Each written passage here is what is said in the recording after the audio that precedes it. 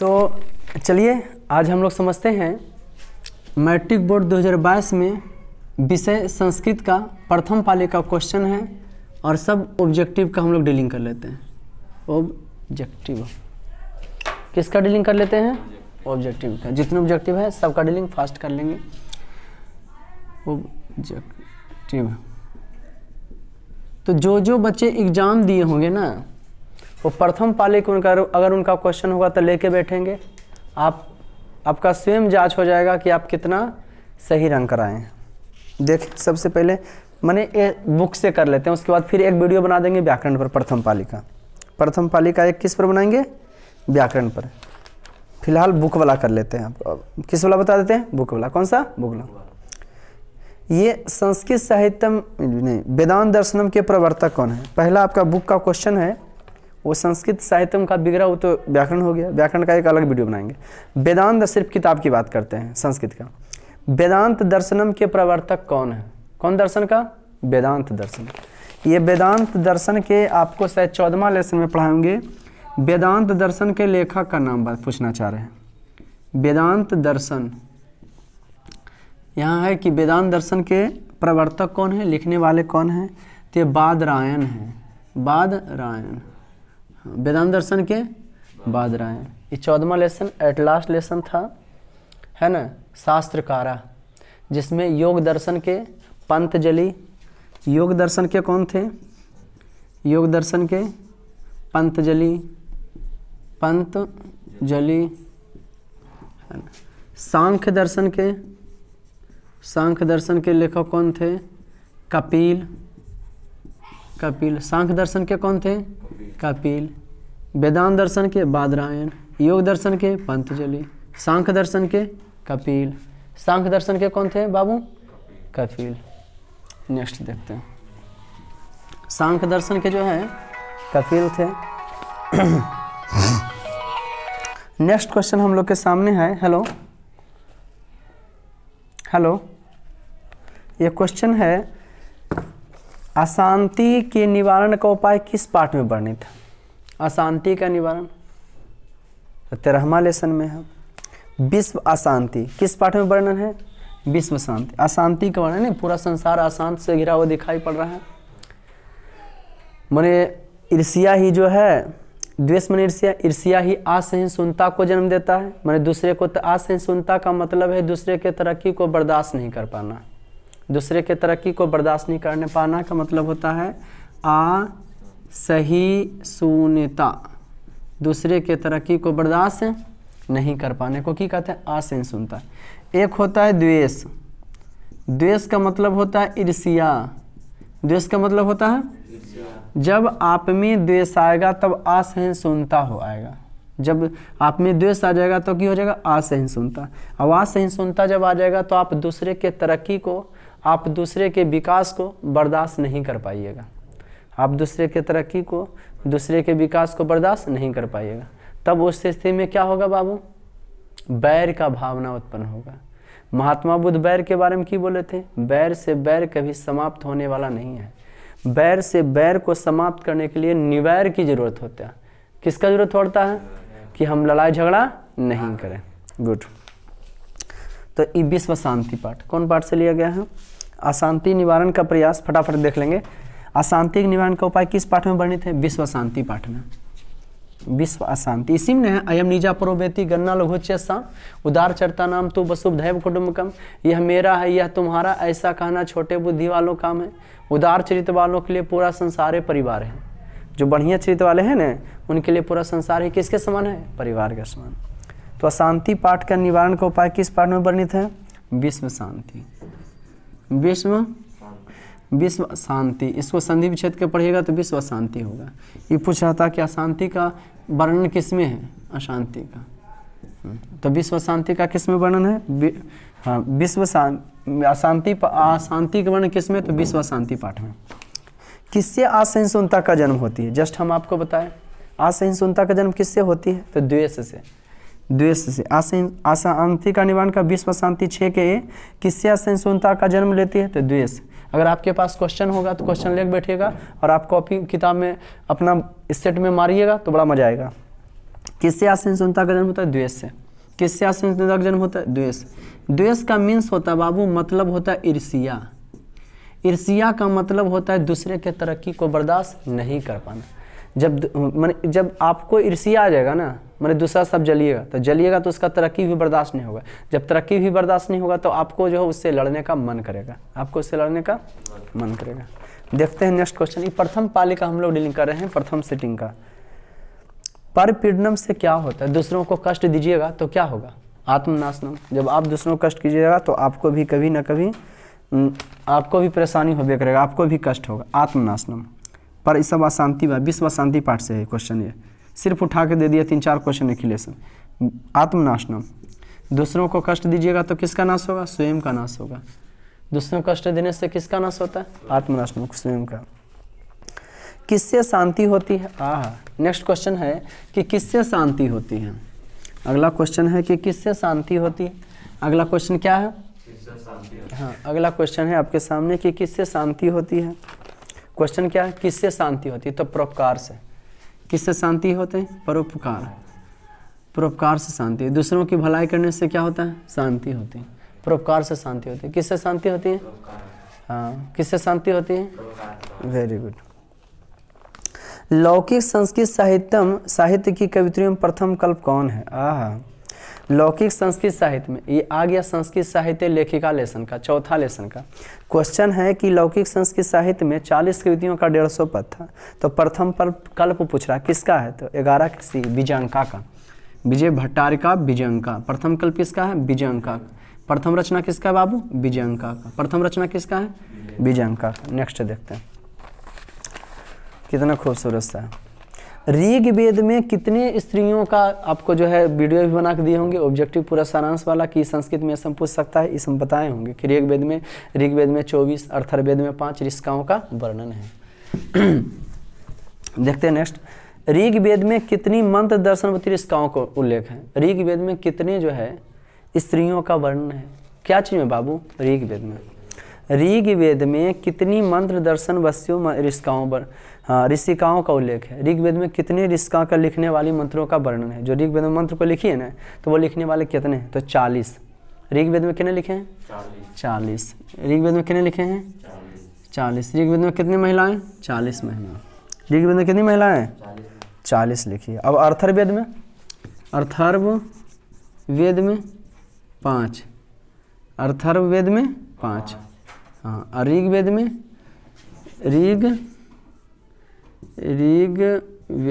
ऋग्वेद में कितने? 5। 40। और अथर्ववेद में कितने महिलाएं? 5। ऋग्वेद में कितने महिलाएं? 40। ऋग्वेद में कितने महिलाएं? गुड।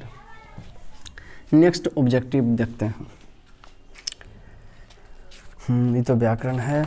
जो आपका बुक है वो सबका व्याकरण का एक अलग सा वीडियो, सबका टोटल व्याकरण दे देंगे, ऐसे वीडियो लंबा हो जाएगा। एक साथ देते हैं।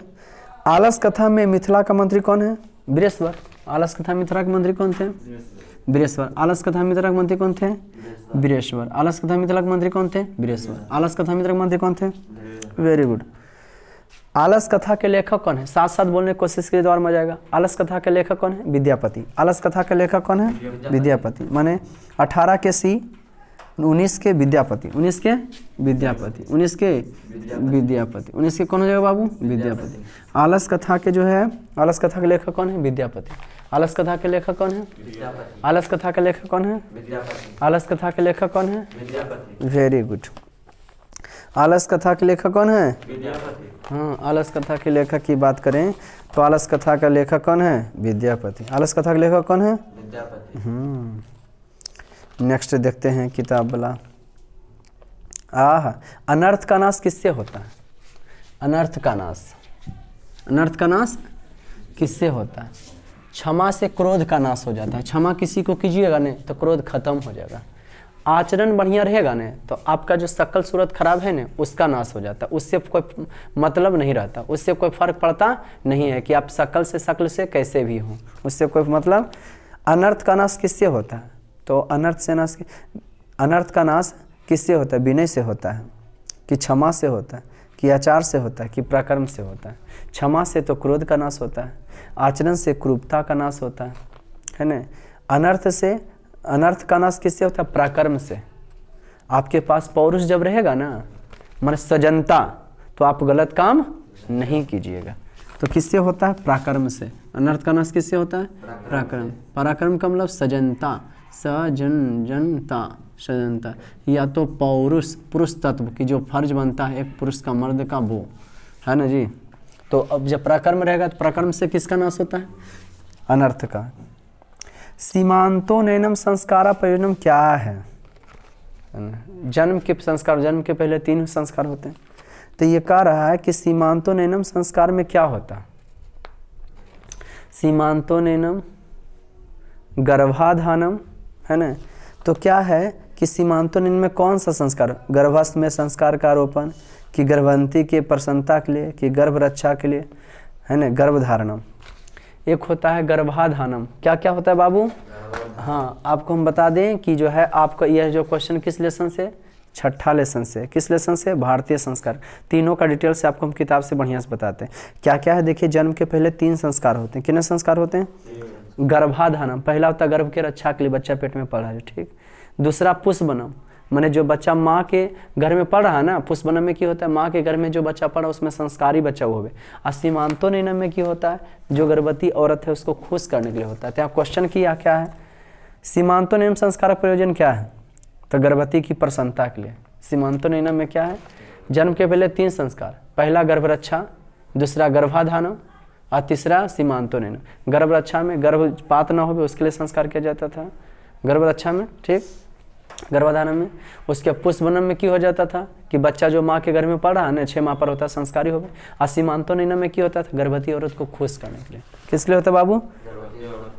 सीमांतो नैनम 33 के बी। सीमांतो नैनम में गर्भवती औरत को, हाँ, गर्भवती औरत की प्रसन्नता के लिए।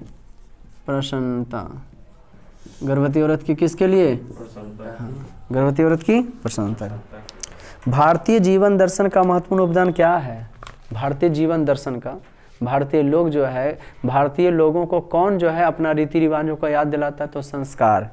भारतीय जीवन दर्शन का महत्वपूर्ण स्रोत क्या है? संस्कार है। भारतीय जीवन दर्शन एक भारतीयों का दूसरे भारतीयों के प्रति, जैसे आप पूजा पाठ कीजिएगा अलग प्रसन्नता होगा, तो वो संस्कार ही कराता है। जैसे संस्कार में शादी ब्याह होता है, पर परिवार आते हैं, कर कुटुंब आते हैं जिसको बोलते हैं, है ना, पर परिवार आते हैं, एक दूसरे से मिलन होता है। लोग आए दिन तो अपने दैनिक दिनचर्या से सब परेशान होते हैं, तो लेकिन एक छोटा सा शादी ब्याह का माहौल रहता है जिसमें आदमी सो हैप्पी हो जाते हैं, थोड़ा सा खुश हो जाते हैं, एक दूसरे से मिलाता भी है। पता नहीं कब कौन किससे बिछड़ेगा कोई पता है नहीं, इसलिए लोगों को जो है मिलते जुलते रहना चाहिए। तो मिलते जुलते का मिलाने जुलाने का कार्य कौन करता है? तो हमारा संस्कार ही करता है। कौन करता है? संस्कार। गुड, तो संस्कार इसका हो जाएगा। क्या हो जाएगा? संस्कार। क्या हो जाएगा बाबू? केशांत संस्कार कहाँ होता है? मुंडन। जब बच्चा पढ़ लिख जाता है ना, शिक्षा प्राप्त करने में 5 संस्कार होता है। जब पढ़ लिख जाता है तो बच्चा जो है गुरु के घर में मुंडन संस्कार होता है। गुरुगृह, गुरुगृह इसका मतलब बेटा गुरु के घर में, गुरुगृह। ये प्रथम पाली का संस्कृत, फिर इसका व्याकरण देंगे, फिर सेकंड पाली का संस्कृत, फिर उसका व्याकरण का वीडियो देंगे। आप देख सकते हैं स्वयं कि कितना आपका सही जाता है। केशांत संस्कार कहाँ होता है? तो गुरु के घर में। केशांत संस्कार कहाँ होता है? गुरु के घर में। हाँ, और जो सीमांतो नैनम किसके लिए? गर्भवती औरत को खुश करने के लिए। सीमांतो नैनम संस्कार क्यों किया जाता था?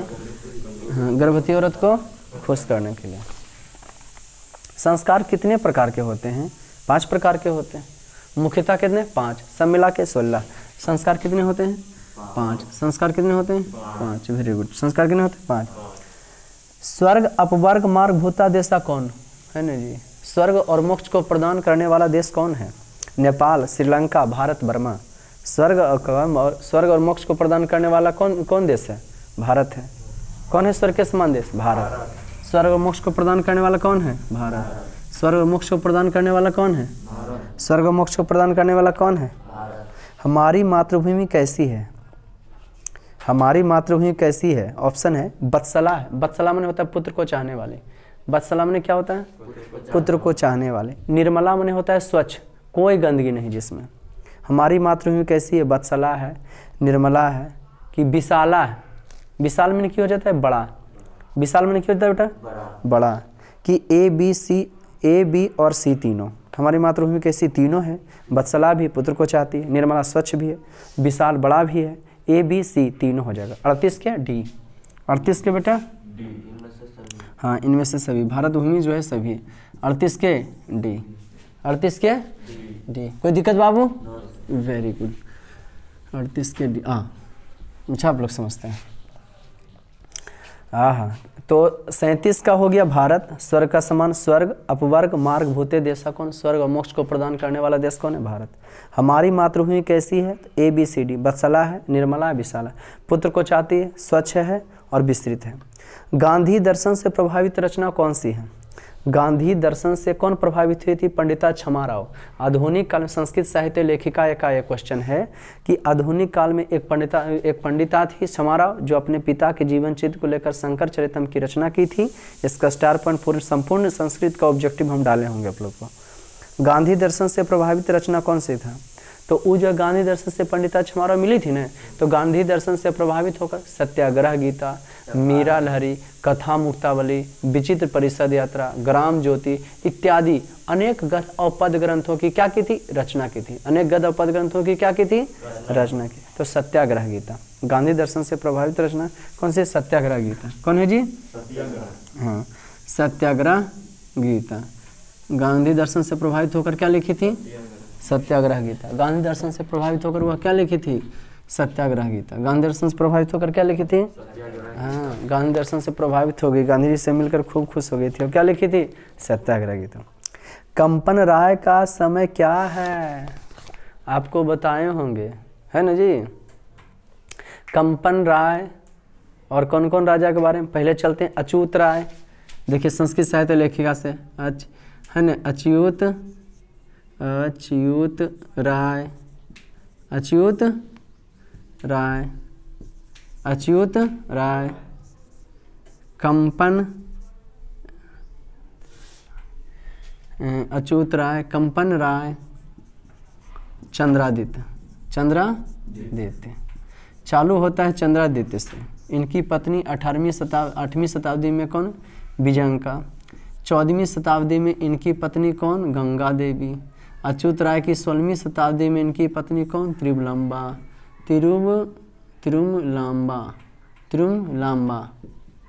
इनकी पत्नी कौन? तिरुमलांबा। इनकी पत्नी कौन?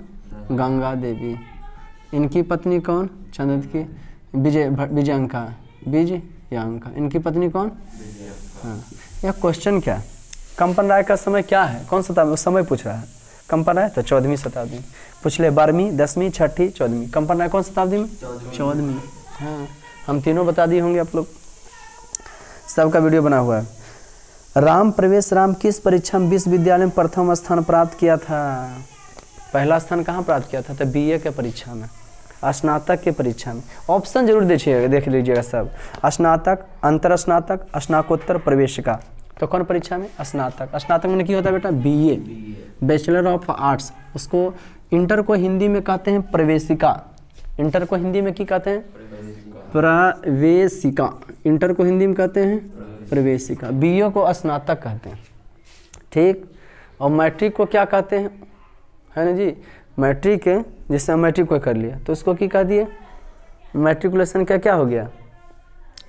10वीं, है ना जी। हाँ, अब 12वां को कह दिया प्रवेशिका और स्नातक, है ना। तो राम प्रवेश किस परीक्षा में विश्वविद्यालय में प्रथम स्थान प्राप्त किया था? स्नातक परीक्षा। किस विद्यालय में? हाँ, राम प्रवेश किस, तो जो BA वाला स्कूल था वहाँ जो प्रथम स्थान। प्रशासन ने भिखन टोला से 1 कोस की दूरी पर क्या स्थापित किया था? प्राथमिक विद्यालय। कौन विद्यालय? वो भिखन टोलवा से ने 5वां क्लास तक के प्राथमिक विद्यालय क्या स्थापित किया था? प्राथमिक विद्यालय। कौन विद्यालय स्थापित किया था? प्राथमिक विद्यालय। प्राथमिक कौन विद्यालय? हाँ, फिलहाल तुम लोग किताब का देख रहे हैं, बीच में व्याकरण है, फिर व्याकरण का डीलिंग कराएंगे आपको। व्याकरण है ये बुक का देख। हाँ,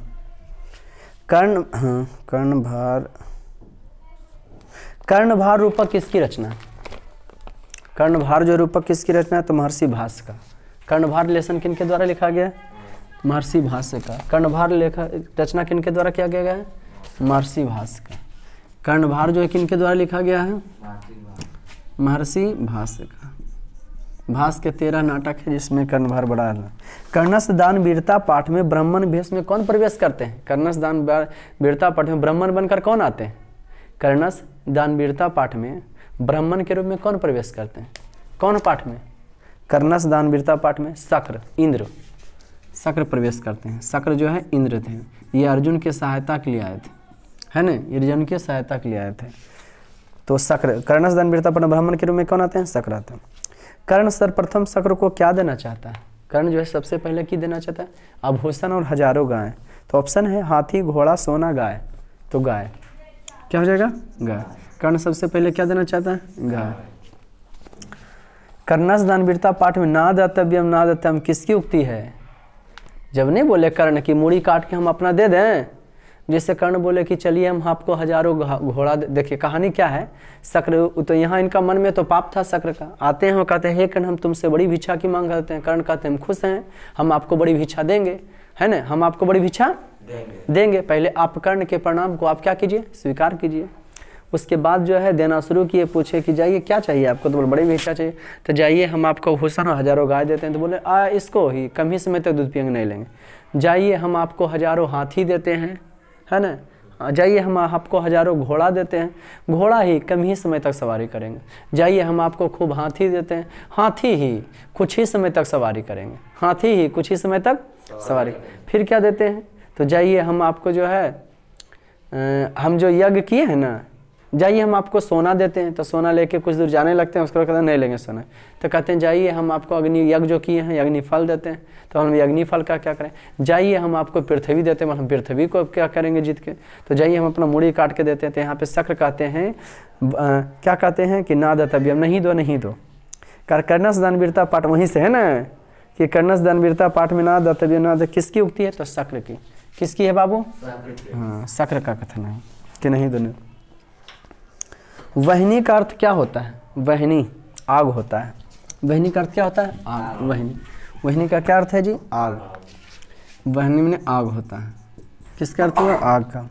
गुरु गोविंद सिंह का जन्म स्थान किस नाम से प्रसिद्ध है? गुरुद्वारा। द्वितीय लेसन से।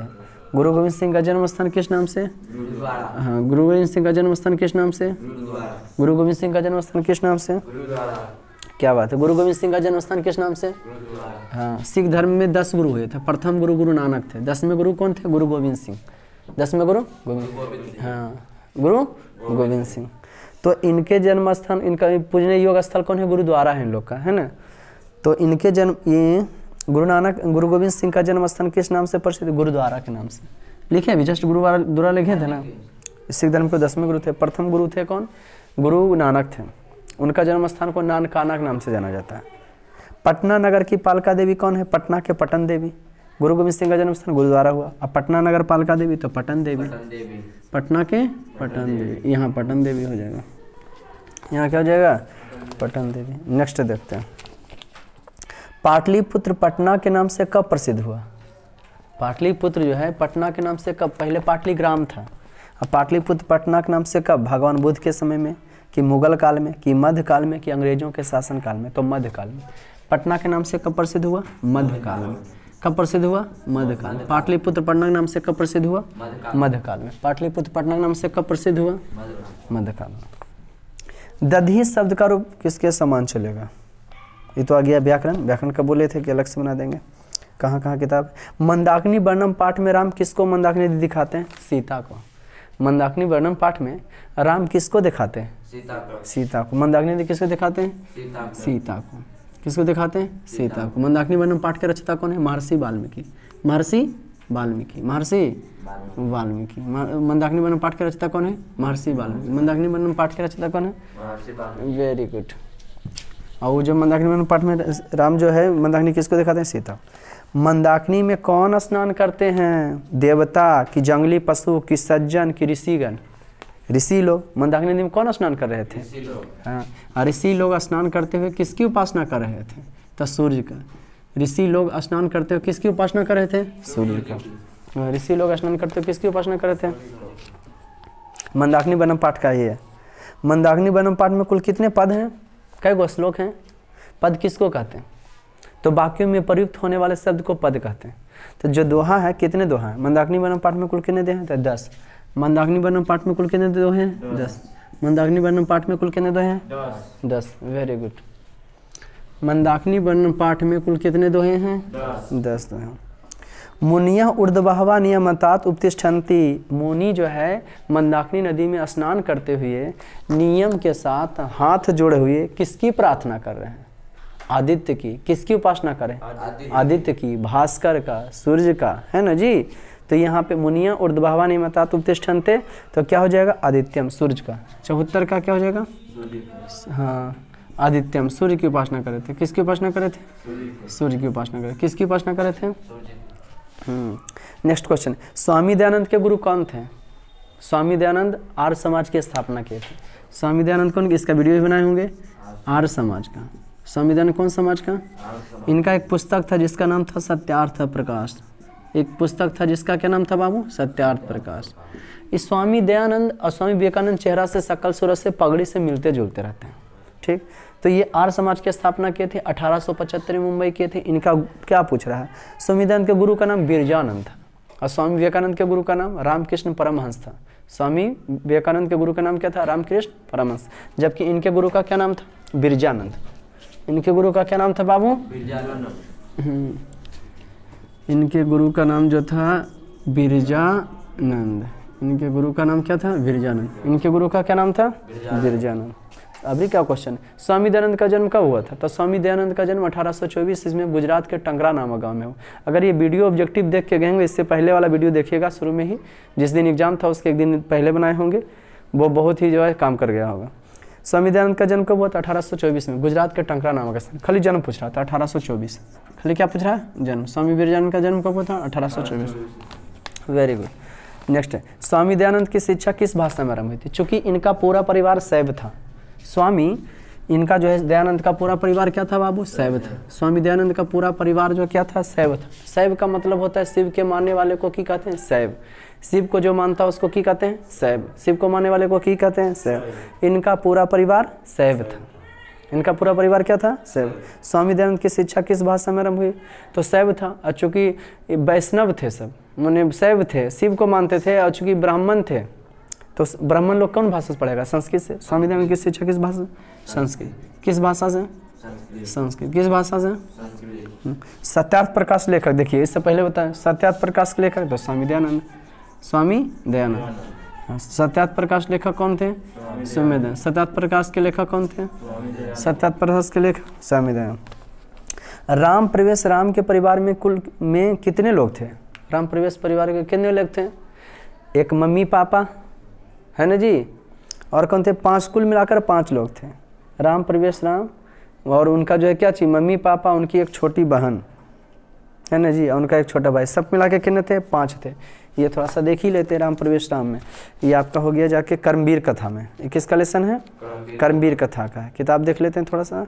कर्मवीर कथा में टोटल कितने थे? 5 थे। देख लेते हैं। देखिए क्या क्या कहता है कि परिवार स्वयं गिरी स्वामी तस् भार्या, उसका एक पत्नी, तयोर पुत्र, और उनका एक पुत्र, कनिषी दुहिता चते। 4 परिवार थे।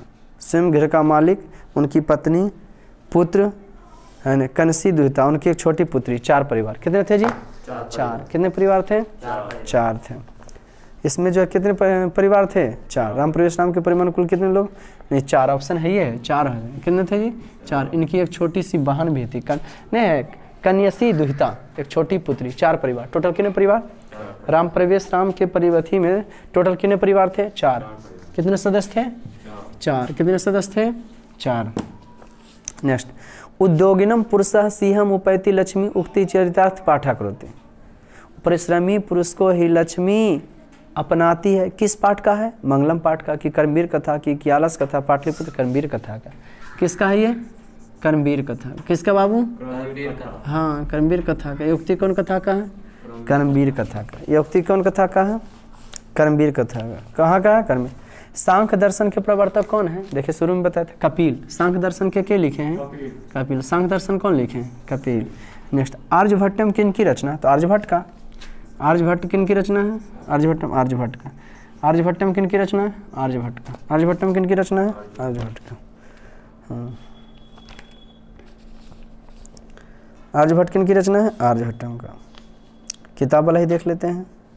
व्याघ्रपथिक कथा में दान धर्म अधर्म चरतु भगवान की किसका कथन था? हाँ, व्याघ्रपथिक कथन दान धर्म चरतु भगवान, आप दान धर्म कीजिए, यह कथन किसका था? तो बाघ बोला था, बुड़बक बना रहा था पथिक को, बाघ। कथन किसका था कि हम जो है जब मेरा पति और पुत्र मर गया तो हम जो है मरने जा रहे थे तो कोई धार्मिक व्यक्ति मिला तो कह रहा था कि आप दान धर्म कीजिए तो कल्याण होगा, तो बाघ बोला था। क्या बोला था? बाघ। अगला क्वेश्चन, लोभ के दुष्परिणाम का वर्णन किस पाठ में है? व्याघ्रपथिक कथा में, कि लोभ नहीं करना चाहिए, है ना जी, लोभ नहीं करना चाहिए। हितोपदेश कैसा ग्रंथ है? हितोपदेश बाल कथा ग्रंथ है। हितोपदेश कैसा ग्रंथ है?